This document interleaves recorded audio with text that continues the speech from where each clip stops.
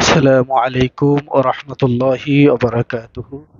সুপ্রিয় দর্শক মণ্ডলী, আমরা আপনাদেরকে নিয়ে এসেছি পবিত্র মক্কা আল মুকাররমার একটি গুরুত্বপূর্ণ স্থান, জান্নাতুল মুআল্লা কবরস্থান। তো এখানে আপনারা এই যে দুটো করে ইট রাখা দেখতেছেন, এই দুটো করে ইট রাখা মানে হলো প্রাপ্তবয়স্কদের কবরস্থান এখানে রয়েছে। জান্নাতুল মুআল্লা, এটা মুআল্লা শব্দের অর্থ হলো উঁচু স্থান বা উঁচু ভূমি। এটাকে জান্নাতুল মুআল্লা বলার কারণ হলো যে এটা সমতল ভূমি থেকে কিছুটা উঁচুতে, এজন্য নাম রাখা হয়েছে জান্নাতুল মুআল্লা কবরস্থান।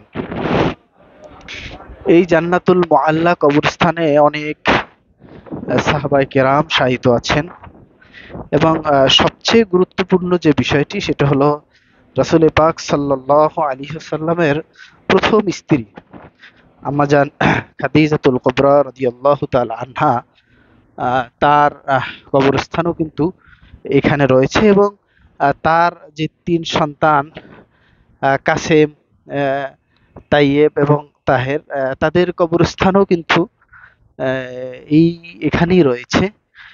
এবং রাসূল পাক সাল্লাল্লাহু আলাইহি ওয়াসাল্লামের দাদা আব্দুল মুত্তালিব এবং রাসূল পাক সাল্লাল্লাহু আলাইহি ওয়াসাল্লামের পূর্ব পুরুষ হাশেম ইবনে মানাফ, এদের কবরস্থানও কিন্তু এখানে রয়েছে। অর্থাৎ রাসূল পাক সাল্লাল্লাহু আলাইহি ওয়াসাল্লামের বংশের অনেকের কবরস্থান এখানে রয়েছে।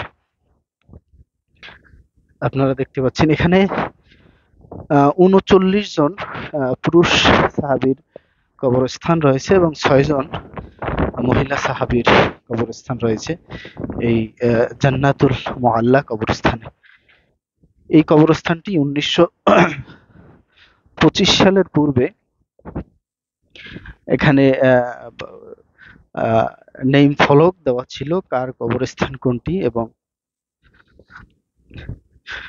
গম্বুজ দেওয়া ছিল। আম্মাজান খাদিজাতুল কুবরা রাদিয়াল্লাহু তাআলা আনহা এর কবর সহ সাহাবীদের কবর গুলোতে নাম ফলক দেওয়া ছিল বা মাঝে মাঝে গম্বুজ দেওয়া ছিল। তো ১৯২৫ সালে যখন এদেশের ওহাবি বা নজদি সরকার শাসন শুরু হয়, তারা এসে এগুলা ভেঙে দেয় এবং মুসলিম বিশ্বের অনেক রাষ্ট্র থেকে এর প্রতিবাদ জানানো হলেও সৌদি যেই সরকার রয়েছে, তারা তখনকার সরকার, তারা এর প্রতি কোনো ভ্রুক্ষেপ করেনি। এই যে আপনারা দেখতে পাচ্ছেন পাথর রাখা রয়েছে, এটা কিন্তু প্রত্যেকটা এক একটা কবরস্থান। এবং আগে এখানে হাজী সাহেবদের মধ্যে যারা ইন্তেকাল করতেন তাদেরকেও এখানে দাফন করা হতো। যদিও এখন আর এখানে দাফন করা হয় না, এখন অন্য জায়গায় দাফন করা হয়। এবং সেক্ষেত্রে আমরা বলতে পারি এখানে বা এখানে যারা রয়েছেন তারা অনেকে বলেছেন যে অনেক বাংলাদেশিদেরও কবর এখানে রয়েছে। এর পাশেই এক বাঙালি ভাইয়ের সাথে দেখা হলো, তো উনি এমনটাই বললেন। প্রিয় দর্শক মন্ডলী, আমরা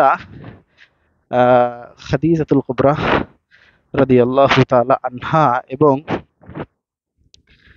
হযরত আবু বকর সিদ্দিক রাদিয়াল্লাহু তাআলা আনহু এর কন্যা আসমা বিনতে আবি বকর রাদিয়াল্লাহু তাআলা আনহা, তার কবরস্থানও কিন্তু এই জায়গাতেই রয়েছে। আমরা সেদিকে যাচ্ছি, আপনারা আমাদের সাথে থাকুন। এই যে আপনারা দেখতে পাচ্ছেন অনেক কবুতরও এখানে দেখা যাচ্ছে, দেখেন। এটি হলো মূলত জান্নাতুল মুআল্লা কবরস্থান। আপনারা অনেকেই এখানে হয়তোবা আসতে পারেননি কিংবা আসার সুযোগ হয়ে ওঠেনি, তারা আজকের এই ভিডিওর মাধ্যমে আশা করি বুঝতে পারবেন।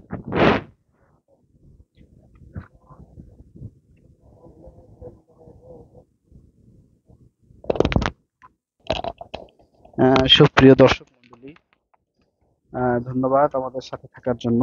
আমরা চলে এসেছি আম্মাজান খাদিজাতুল কুবরা রাদিয়াল্লাহু তাআলা আনহা কবরস্থান এবং অনেক সাহাবী যাদের নাম একটু আগে আমি বলেছি, এবং রাসূল পাক সাল্লাল্লাহু আলাইহি ওয়াসাল্লামের যে পরিবারের মধ্যে, বংশের মধ্যে তাদের কবরস্থান এখানে রয়েছে, আপনাদেরকে দেখাচ্ছি। এখন আমরা এখানে কবর জিয়ারত করব।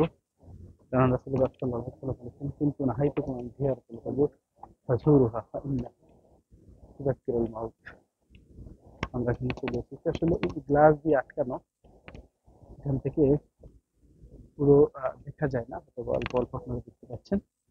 ওই দিকে জায়গা রয়েছে। হ্যাঁ, তাদের কবরস্থান এবং উপরে দেখা যাচ্ছে পাহাড়, কাছাকাছি একটা জায়গায়। ধন্যবাদ। অনেক মানুষ এখানে জিয়ারত করতেছে, আপনারা দেখতেছেন।